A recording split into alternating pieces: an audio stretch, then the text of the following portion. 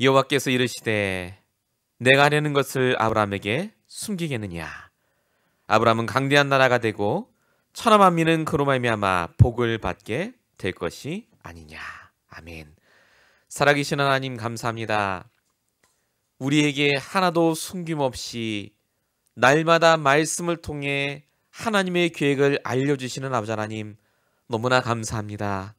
오늘도 하나님 앞에 나와 말씀 듣기 위해서 나온 줄로 믿사오니 정말로 하나님의 말씀이 우리에게 들리는 시간 되게 하시며 아브라함이 받은 축복이 나의 축복이 되는 시간 될 수 있도록 역사해 주시옵소서. 정말로 하나님과 날마다 소통하는 자가 되게 하시며 날마다 하나님의 계획을 발견하는 자가 될 수 있도록 오늘도 이 잔에 나온 우리 모든 주의 성도들을 붙잡아 주시옵소서. 말씀을 들을 때 집중하게 하여 주옵시고 정말로 이 말씀을 나의 것으로 만들 수 있도록 하나님이 역사하시고 인도하여 주시옵소서. 오늘도 예배 시종 일관을 하나님께서 주관하실 줄로 믿사옵고 우리 구원하신 예수 그리스도의 이름으로 감사하며 기도했습니다. 아멘. 우리 하나님 말씀 같이 보시겠습니다. 오늘 수요 예배 주신 말씀 본 말씀 고린도후서 12장 말씀입니다. 고린도후서 12장 7절에서 10절까지의 말씀을 보시겠습니다.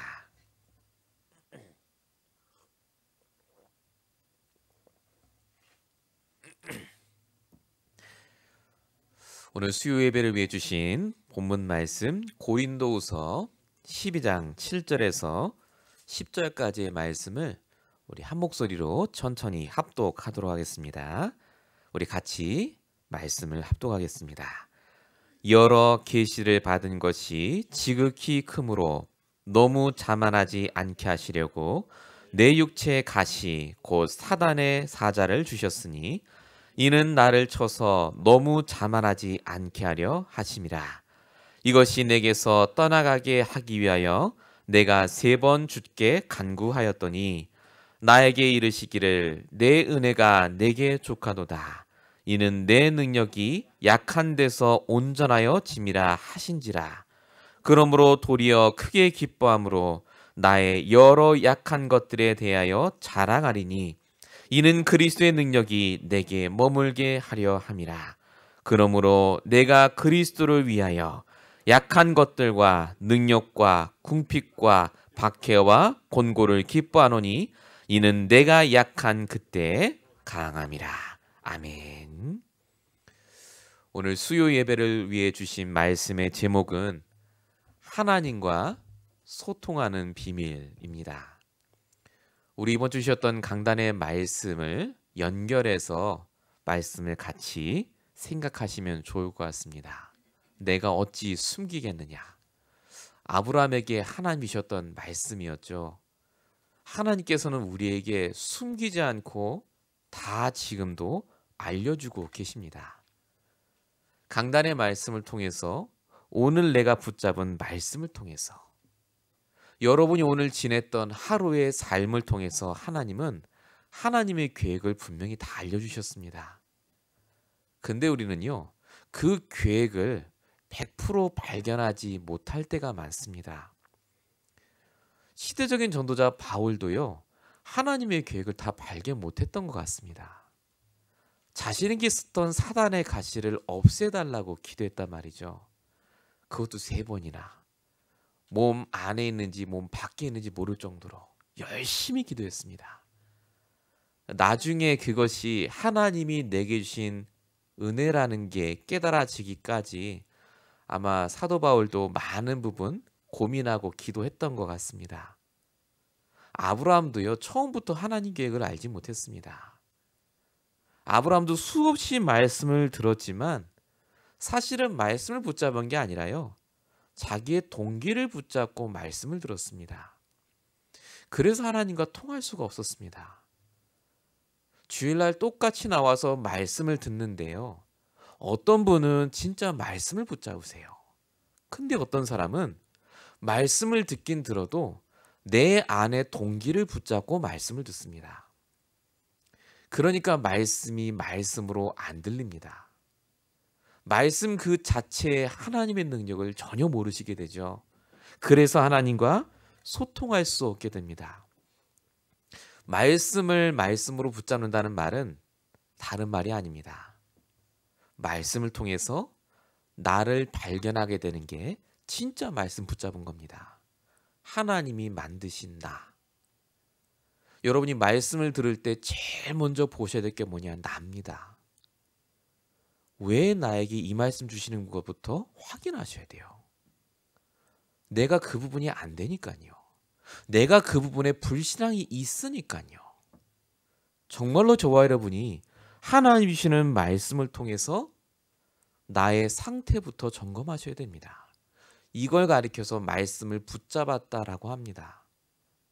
말씀을 붙잡았다는 말은 무슨 말이냐?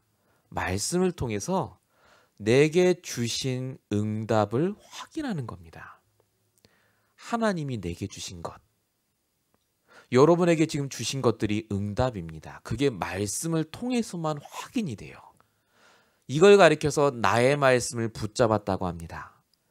성경 구절을 달달달 외시고 시대적인 말씀을 아무리 많이 듣고 엄청나게 훌륭한 설교를 들으셔도 그 말씀을 통해 내가 누군지 발견하지 못하시고 그 말씀을 통해 하나님이 오늘 지금 내게 주신 것이 응답으로 안 보이시면 말씀을 들으셨지 말씀을 붙잡지는 않으신 겁니다. 말씀을 붙잡으셔야 됩니다. 내 것으로 발견하셔야 돼요. 이게 안 되니까 교회를 30년을 다녀도 또 오늘 가면 문제오면 방황하십니다. 저도 전도하면서 정말 많은 분 만나 뵙습니다. 엄청난 역사와 능력 체험한 분도 만나 뵙습니다. 제 앞에서 나는 천사도 보고 귀신도 본다는 분도 만나 뵙습니다. 딱 하나입니다. 근데 오늘 나에겐 행복이 없어요. 근데 오늘 나에게는 답이 없어요. 늘 똑같은 기도하십니다. 경제 문제, 사업 문제, 자녀 문제. 종교인과 다를 바가 없습니다.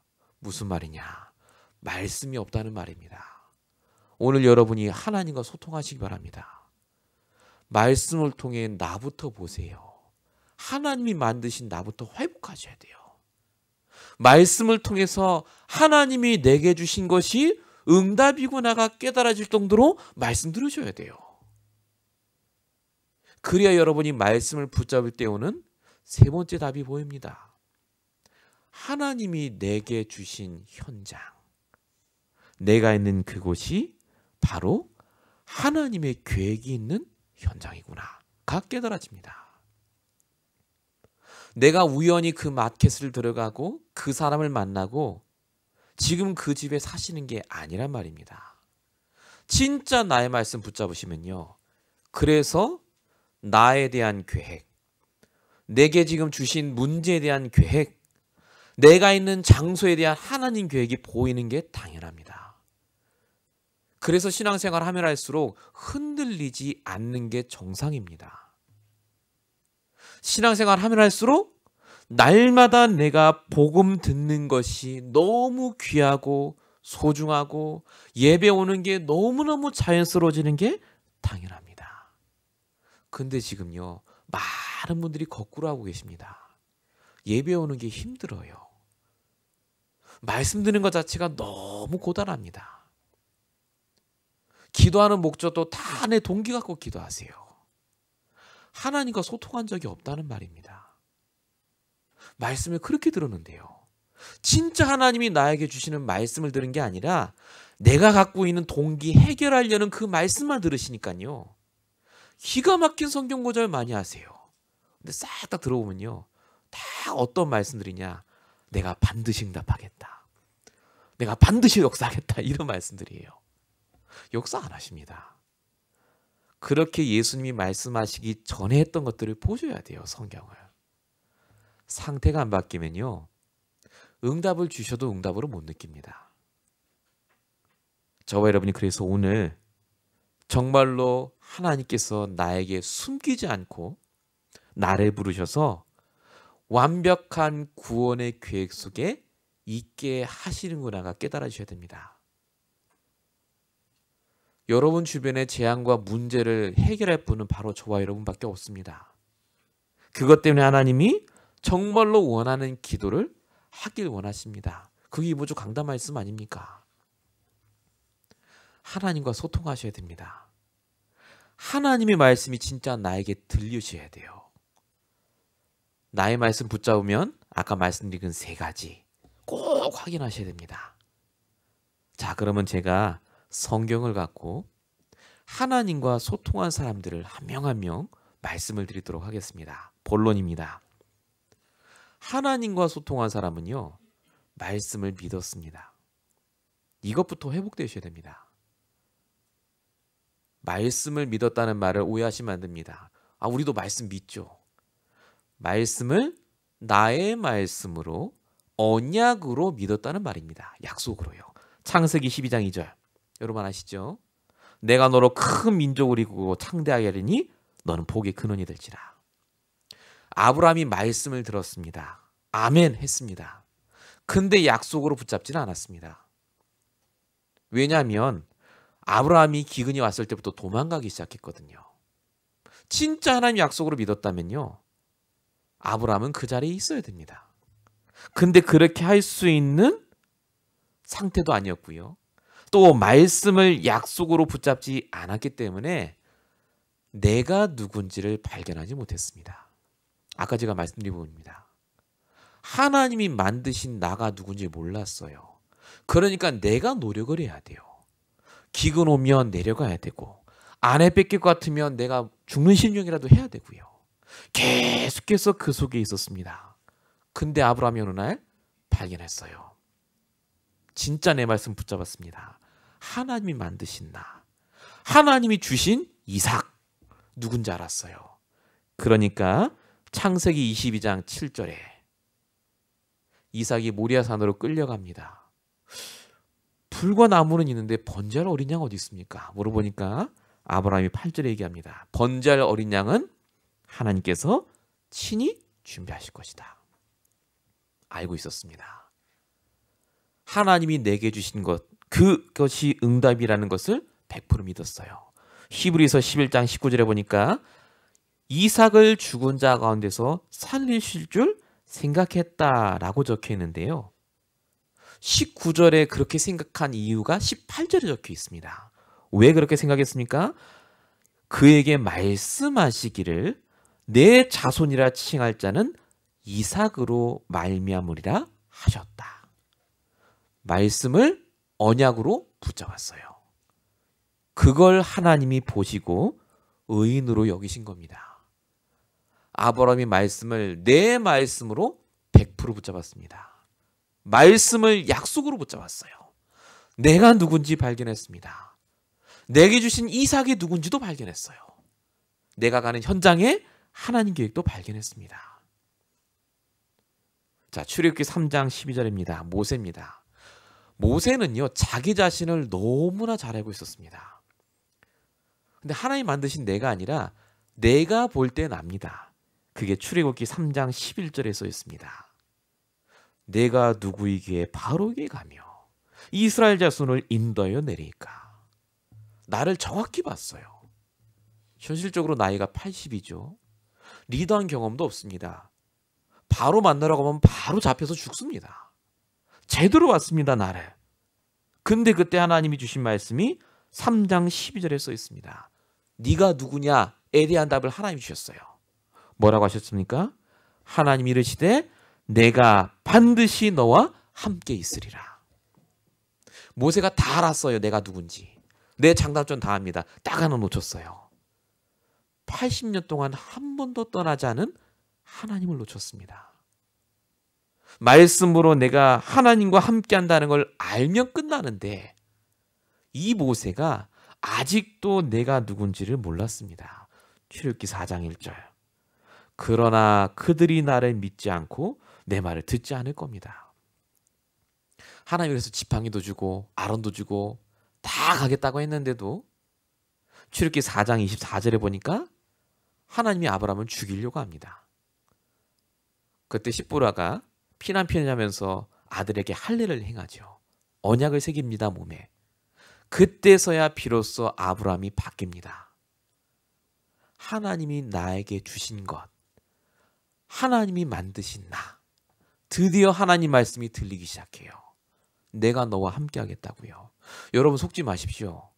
여러분을 똑바로 하셔야 됩니다. 여러분의 문제 파악하셔야 돼요. 근데 플러스 하나 더 하셔야 됩니다. 그래서 내가 너와 함께 하겠다고요. 그게 납니다. 그 모세의 입을 통해 나온 말씀이 그래서 출애굽기 14장 13절입니다. 너희는 가만히 있어서 오늘 여호와께서 너희를 위해 행하시는 구원을 보라고요. 아브라함의 모세의 상태가 바뀌고요.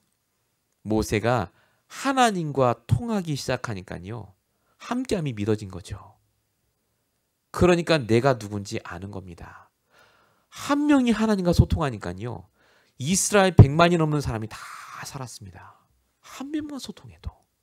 이 LA 지역에 한 명만 하나님과 소통해도 LA가 살아날 줄로 믿습니다. 이 LA 지역에 한 명만 정말로 하나님의 언약 붙잡고 승리하셔도요. 하나님은 그 사람을 통해 홍해를 가르칩니다.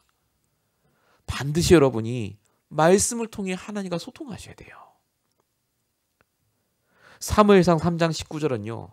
조금 다른 말입니다. 사무엘 말이죠. 사무엘의 말이 한마디도 땅에 떨어지지 않았다. 사무엘은 어릴 때부터 하나님과 소통했습니다. 말씀을 진짜 붙잡았어요. 그랬더니 사무엘이 잘 됐다가 아닙니다.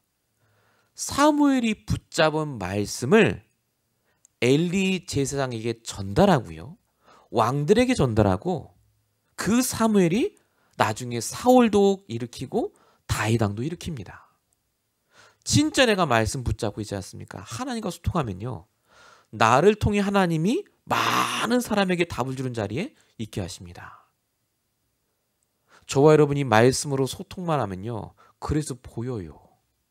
그 사람에게 꼭 필요한 답이 뭔지가 보입니다. 그게 하나님과 소통하는 사람의 특징입니다. 사도행전 27장 24절입니다. 바울만큼 말씀을 잘하는 사람이 없었습니다. 가말리엘 학파 유다 족속이고요. 다른 족속이죠. 사울의 족속인데요. 어쨌든요. 그 사울이 바울이 되기 전에 이 사울은요. 하나님 말씀을 달달달 외울 정도입니다. 말씀을 안 믿은 게 아니라 정말 잘 믿었던 것 같아요. 근데 어떤 말씀을 믿었냐면요.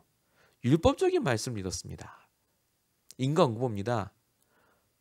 어떻게 하나님을 내가 하나님이라고 하는 나쁜 놈이 나타났단 말이죠. 그게 바로 예수라는 사람입니다. 그 이단을 잡아 죽이겠다고 자기가 믿는 말씀을 따라서 예수 믿는 사람들을 잡아 죽이는 일에 제일 앞섰던 사람이 바로 사울입니다. 그 사울이 말씀을 믿었는데 그 말씀이 말하는 그리스도는 안 믿은 거죠. 그래서 하나님이 직접 사울에게 나타나십니다. 사도행전 9장 4절입니다. 사울아 사울아 네가 나를 왜 비방하느냐. 5절 보니까 누굽니까 했더니 네가 박해하는 예수다 라고 얘기하십니다. 하나님이 직접 사울을 바울로 만드시고요. 말씀이 얘기하는 그리스도를 깨닫게 하셨습니다. 그때부터 바울은 내가 누군지가 깨달아집니다. 그 바울을 통해서 하나님께서는 사도행전 27장 24절에 로마로 가는 길에 바울아 두려워하지 말라 내가 가이사 앞에 서야겠고 너와 함께한 모든 사람을 붙이겠다는 약속의 말씀을 받습니다. 하나님과 소통된다는 말은요. 바로 내가 그리스도를 알아간다는 말입니다. 날마다 그리스도로 내 인생의 결론을 낸다는 말이고요.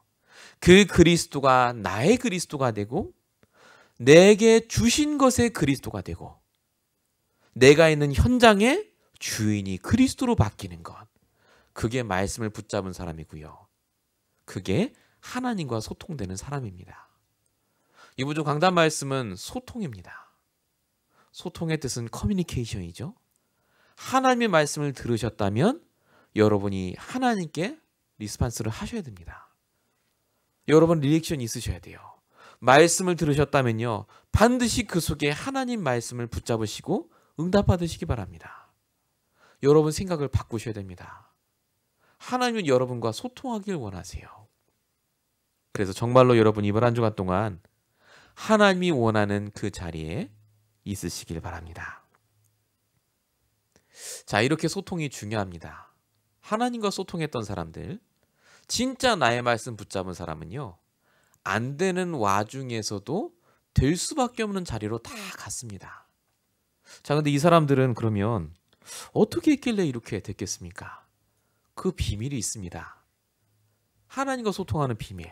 그게 바로 복음 개인화입니다. 본론에 있는 두 번째입니다.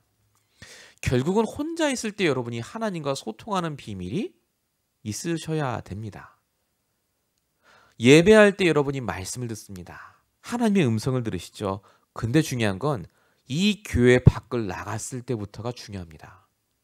여러분의 실제 삶의 현장에 들어갔을 때 진짜 하나님과 소통하셔야 돼요. 교회에선 여러분 다 압니다. 하나님 교회. 하나님이 직접 말씀을 주시니까요. 저를 통해 하나님께서 여러분 마음속에 양심에 지금 말씀을 주고 계세요. 하나님 계획이 이거구나. 그래, 내가 이렇게 살아야지. 이렇게 갱신해야지. 신기하죠. P3 딱 누르고 차에 타는 순간 하나님 계획은 없어요. 아, 내일도 어떡하지? 참 신기하죠. 제일 소통해야 될 공간이 여러분의 삶의 현장입니다. 그 시간이 더 중요해요. 교회 오는 시간보다 교회 안 오는 시간에 여러분은 더 성령 충만하셔야 돼요. 그 시간에 여러분은 더 성령의 인도 받으셔야 됩니다. 그래서 반드시 여러분에게 매일마다 복음의 뿌리를 내리는 시간이 단 5분이라도 있으셔야 합니다. 자, 복음 뿌리 내리는 순서를 말씀드리겠습니다. 어떻게 하면 되느냐? 제일 먼저 말씀을 집중으로 잘 들으셔야 합니다. 이걸 다른 말로 예배 성공이라고 합니다. 결국은 예배가 안 되시면 아무것도 시작 안 됩니다. 예배 성공. 자, 말씀을 집중으로 듣고 나서는요, 반드시 말씀을 묵상하셔야 합니다. 말씀과 내가 그 문제가 어떤 관계가 있는지를 생각하셔야 돼요. 어디서요? 여러분 있는 집에서요. 여러분 일하시는 공간에서요. 계속해서 여러분이 말씀을 떠올리셔야 됩니다. 그걸 말씀 묵상이라고 합니다. 자, 말씀 묵상이 되고 나면 세 번째 단계가 말씀을 적용하시는 겁니다. 말씀 적용은 쉽습니다. 간단하게 말씀드리면 여러분의 틀린 생각부터 고치는 게 말씀 적용입니다. 반드시 내가 문제다라고 생각하는 거는요, 시작이 틀린 생각에서 시작해서 그렇습니다. 올바른 생각에서 출발하셨다면, 복음 안에서 시작하셨다면 그건 여러분에게 문제가 분명히 안 됩니다. 잘 생각해 보세요. 자식이 왜 문제죠? 복음 없이 시작해서 그렇습니다. 내 자녀가 하나님이 다스리는 분이 맞다면, 내 인생을 하나님이 주관하신 게 맞다면 문제될 게 없습니다.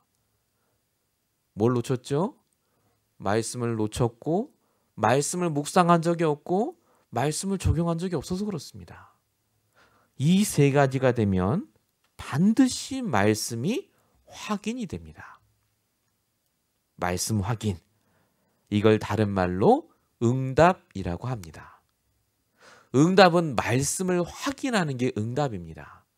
돈이 생기거나 차가 바뀌거나 응답 아닙니다. 여러분이 열심히 일하신 결과예요. 물론 감사하지만. 그래서 말씀을 확인하는 게 나의 응답이 되시면 반드시 응답의 기준이 바뀝니다. 말씀이 나의 응답이 되고 나면요, 문제가 해결되는 것에 내가 더 이상 신경 쓰지 않게 됩니다. 문제가 해결된다고 해서 영원히 그 문제가 안 오는 게 아니기 때문에 그렇죠. 나는 말씀 안에서 오늘도 인도받으면 어떤 문제가 와도 괜찮은 말씀을 내가 갖고 있기 때문에 넘어지지 않습니다. 그래서 복음 뿌리를 내리는 가장 중요한 키는 말씀을 구체화하는 겁니다. 말씀을 내가 성경 구절을 얘기하시는 것을 넘어서서 그 성경 구절을 떠올리면 내가 얘기할 수 있는 구체적인 내 삶의 응답을 얘기하시는 것. 이게 진짜 간증입니다. 간증 막 얘기하시잖아요. 뭐 응답받았고 뭐가 애가 잘 됐고 하버드 들어갔고. 맞지만 아까 제가 말씀드린 말씀의 흐름을 따라서 내가 받은 응답을 얘기하지 않으면 반드시 강조점이 말씀이 아니라 내가 받은 것에 있게 됩니다. 그래서 실수하시게 돼요. 성경 얘기를 하나만 드리겠습니다. 창세기 6장 14절입니다. 하나님이 얘기하십니다. 너는 고페르 나무로 너를 위하여 방주를 만들되. 자, 노아에 대한 얘기입니다. 노아는 대략 94년 정도 방주를 만든 것 같습니다. 94년 동안 이 너를 위해 방주를 만들라는 말씀만 붙잡고 기도했습니다. 계속해서 이 말씀을 집중하고 묵상하고 적용했습니다. 정말 여러분 생각해 보시면요. 하나님이 꼭 방주를 만들도록 시켜야 됩니까? 아니 간단하게 구원할 수 있어요. 하나님이 짠 해갖고 홍수 다 내리게 할 동안 노아만 따로 이렇게 산 하나 이렇게 남겨놓고 절로 가 있어. 할 수도 있습니다. 방법이 많아요. 근데 굳이 왜 하나님은 노아한테 돈 다 쓰게 하고 시간 버리게 하고 굳이 방주를 산꼭대기에다 만들라 해갖고 조롱받게 하고 왜 이렇게 했냐고요. 말씀을 구체화해야 돼요. 뿌리가 내려야 돼요. 뿌리. 방주라는 증거가 있잖아요. 방주.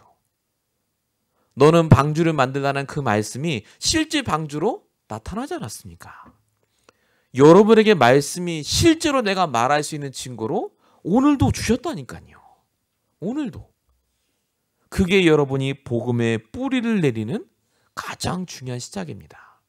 하나님과 소통하고 싶으시면요. 그래서 정말로 말씀을 듣는 이 시간부터 성공하셔야 됩니다.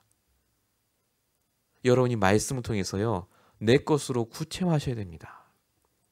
오늘도 나의 말씀이 있어야 되고 오늘도 내가 말할 수 있는 나의 방주가 있으셔야 돼요. 이게 너무나 중요합니다. 자, 어떻게 하나님과 소통할 수 있습니까? 기도 뿌리를 내리셔야 합니다. 자, 기도는요. 하나님께 달라고 하는 것이 기도가 아닙니다. 물론 구하는 기도를 하라고 하셨습니다만은 진짜 기도 중의 기도는요. 하나님이 내게 주신 것을 확인하는 게 기도입니다. 응답을 다 주셨기 때문에 그렇습니다. 기도는 응답받으려고 하는 게 아니라 응답을 확인하려고 하는 겁니다. 어떻게 그게 확인되죠? 내가 말씀 속에 있으면요. 확인이 돼요. 기도하는데. 예를 들겠습니다. 고린도전서 15장 10절입니다. 바울의 고백입니다. 나의 나 된 것은 하나님의 은혜로 된 거고 내게 주신 은혜가 헛되지 않고 내가 한 게 아니라 나와 함께한 하나님의 은혜다. 자, 지금 은혜란 말이 3번 나왔습니다. 다 하나님 은혜래요. 바울에게 주신 은혜를 여러분이 잘 생각해 보십시오.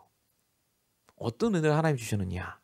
엘리트 코스에서 총망받던 사울이 이단 예수를 믿어서요. 자기 자리에서 완전히 쫓겨났습니다. 심지어 간질병에 아내가 도망갔고요. 가는 곳마다 죽음의 위협을 당합니다. 뿐만 아니죠. 열심히 전도하고 예수 증거하고 역사 일으키는데 같은 동료인 사도들은요. 이 사도 바울을 왕따를 시킵니다. 얼마나 외로운지. 이게 하나님의 은혜입니까? 은혜 아니지 않습니까?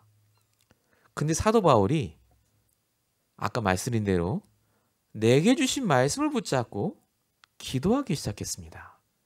내게 주신 응답이 무엇인가?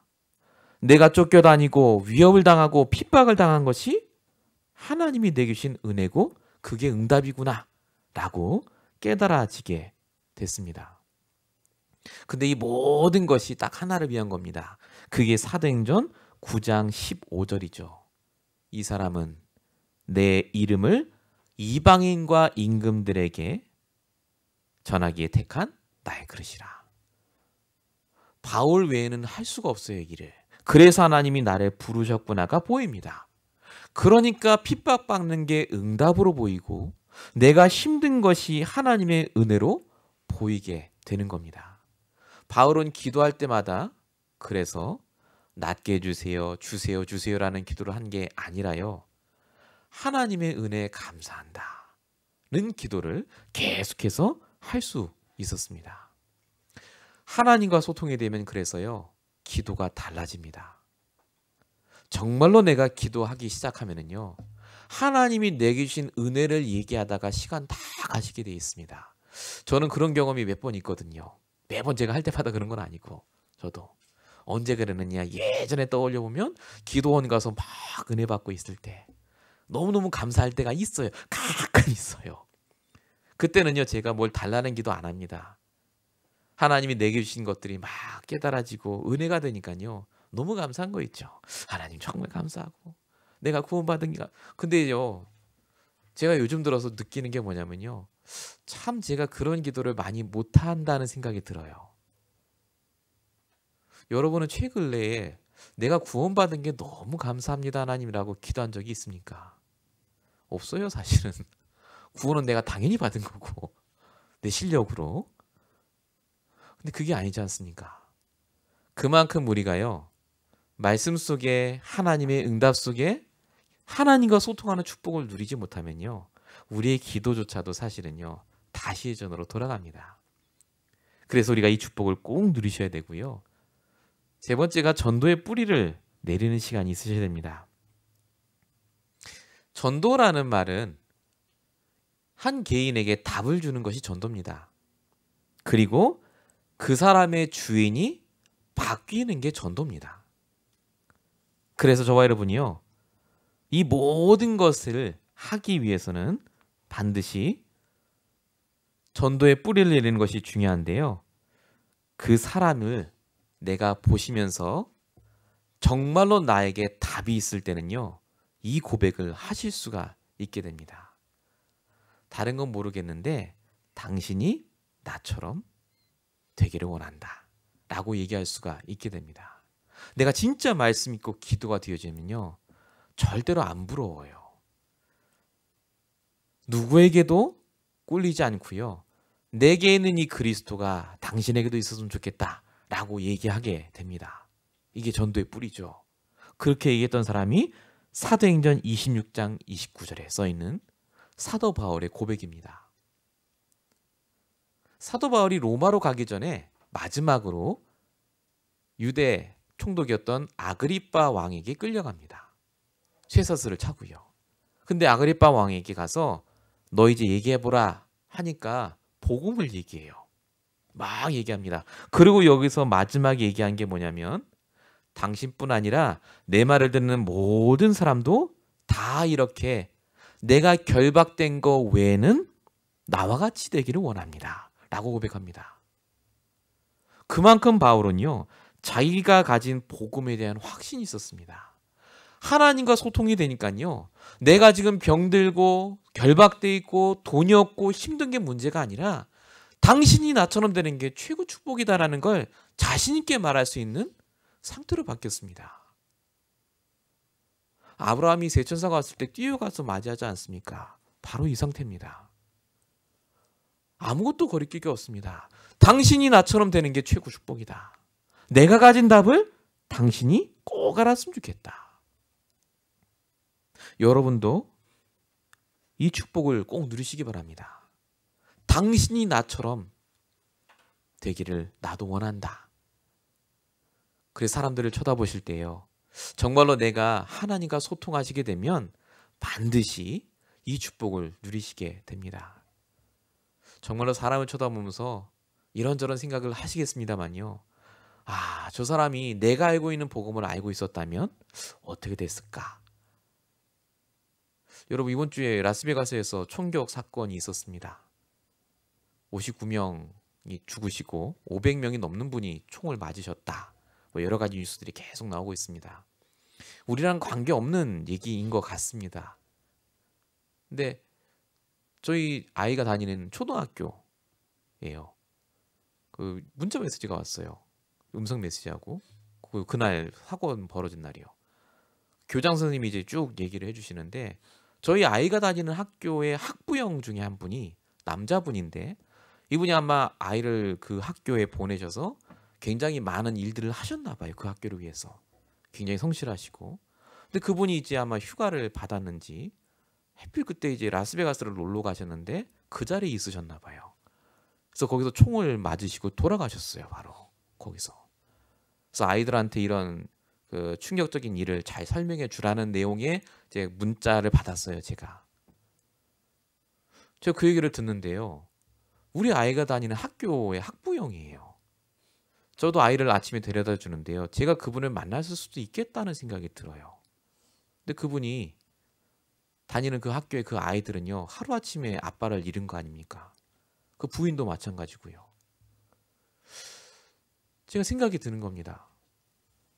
그분을 제가 만났든 만나지 못했든지 간에요.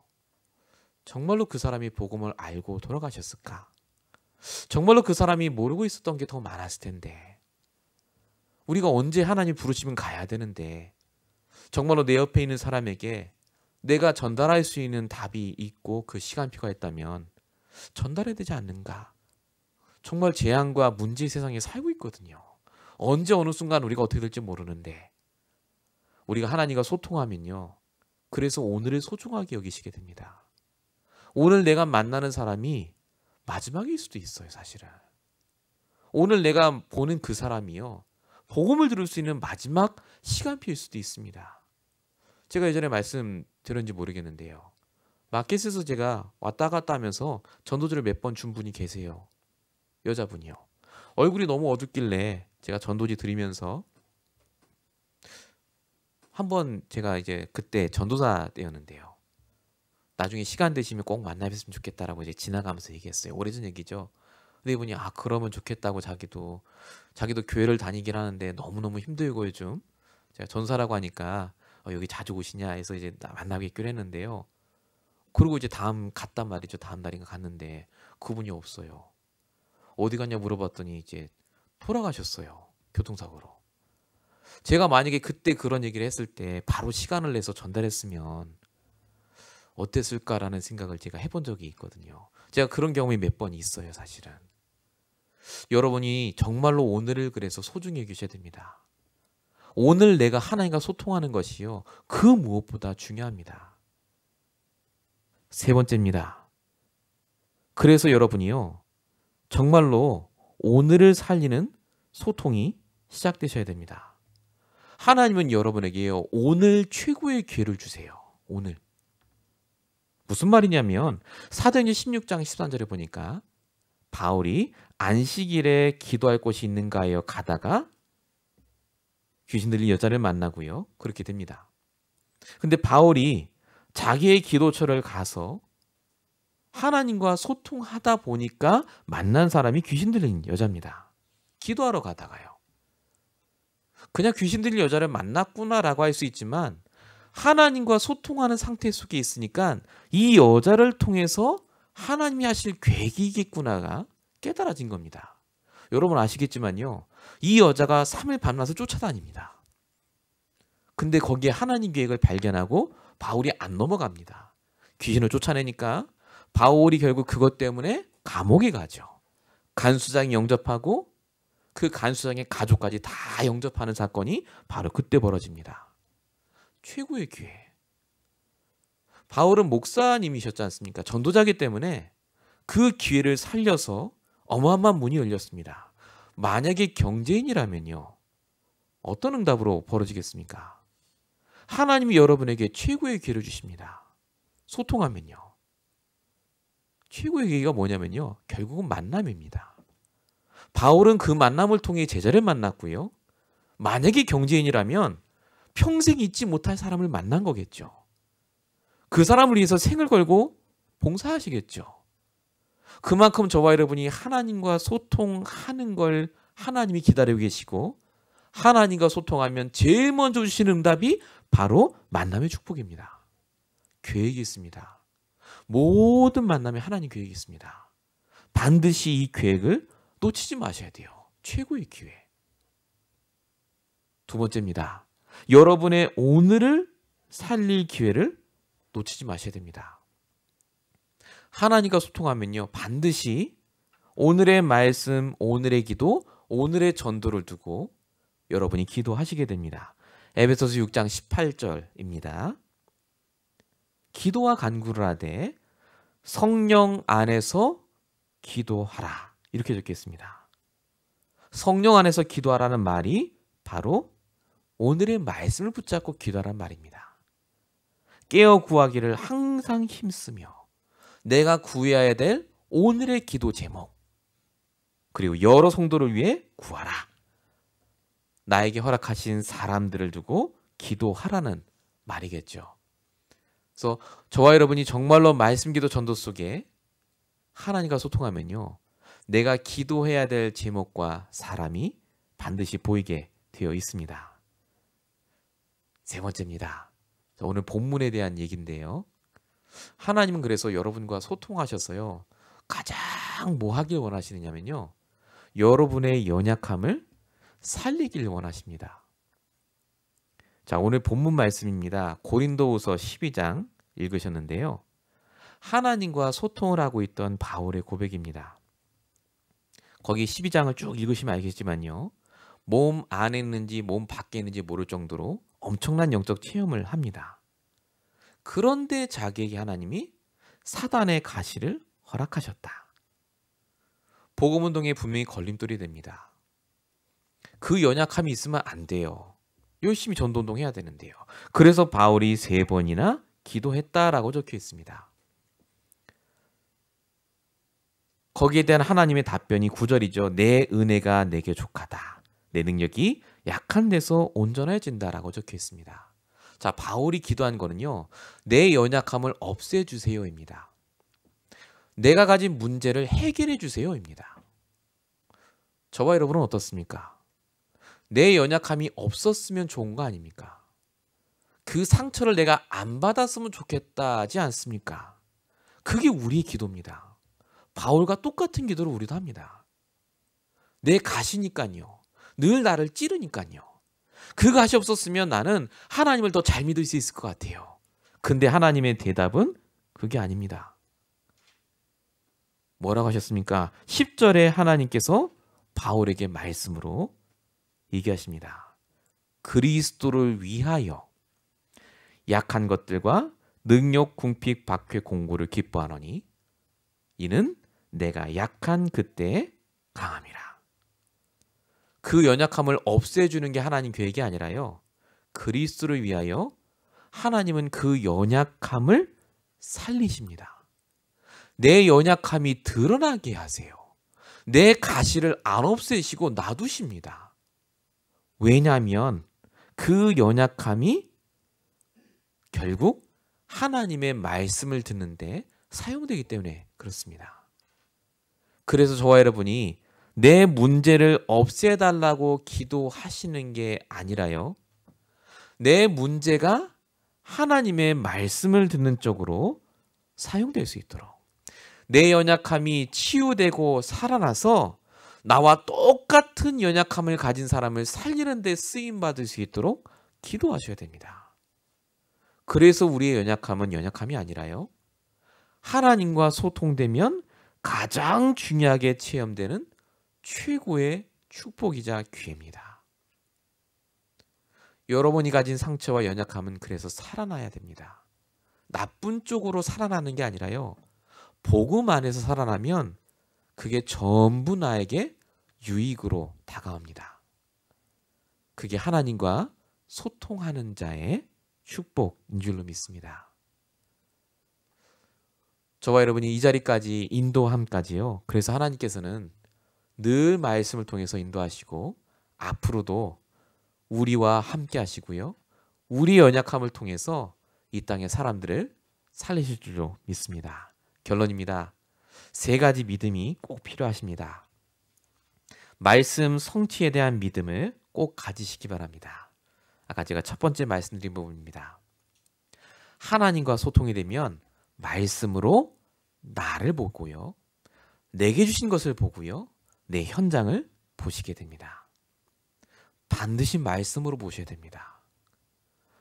나쁜 일이 아닙니다. 문제되는 일이 아니라니까요. 말씀으로 볼 문제입니다. 말씀으로 이길 수 있는 문제입니다. 이걸 여러분이 꼭 붙잡으셔야 됩니다. 두 번째입니다. 복음 개인화에 대한 믿음이 있으셔야 됩니다. 하나님은 여러분이 복음으로 개인화되길 원합니다. 그래서 반드시 여러분이 말씀을 듣고 나면요, 적용하셔야 됩니다. 내가 바꿔야 될 생각, 갱신해야 될 나의 잘못된 습관이 있기 때문에 그렇습니다. 우리는요, 정말 축복받기로 작정되고 태어난 분들입니다. 근데 한 가지 때문에 안 돼요. 그게 우리의 생각입니다. 그걸 바꾸셔야 됩니다. 복음으로 뿌리를 내리시면서. 내가 오늘 이 말씀 통해서 하나님과 소통하는 데 방해되는 것이 있다면 반드시 갱신하시기 바랍니다. 마지막 세 번째가요, 성령 인도에 대한 믿음입니다. 어떤 믿음을 말하냐면, 오늘도 하나님은 나를 완벽하게 인도하셨다는 믿음을 말합니다. 반드시 오늘이 들어갑니다. 바꾸셔야 합니다. 오늘을 바꾸셔야 됩니다. 주무시고 나면 내일 또 오늘이 시작되게 되겠죠. 매일마다 바꾸시기 바랍니다. 여러분에게 힘이 없음을 아시고 하나님이 그래서 함께 하시겠다고 하셨습니다. 하나님과 소통하는 그 시간, 내가 하나님의 계획을 발견하는 그 시간을 놓치지 마시고 응답 받으시길 예수님으로 축원드립니다. 기도하겠습니다. 살아계신 하나님, 감사합니다. 오늘도 우리와 함께 하시고 오늘 주신 말씀을 통해 내가 누구인지, 나에게 주신 것이 무엇인지, 내가 있는 그 현장이 무엇인지 발견케 하심에 감사합니다. 날마다 이 복음이 나의 것이 되게 하시고 오고 오는 세대에 증거를 남길 만큼 하나님 날마다 우리를 통해 오늘을 살릴 수 있도록 인도하시고 역사하여 주시옵소서. 하나님, 이번 주 강단 말씀이 계속해서 나의 말씀이 되게 하시고 내가 어찌 숨기겠느냐 하신 하나님의 말씀이 우리에게 들려지는 한 주가 되게 하여 주시옵소서. 하나님과 소통하는 귀한 인생 되게 하실 줄로 믿사옵고 우리 권하신 예수 그리스도로 감사하며 기도했습니다. 아멘.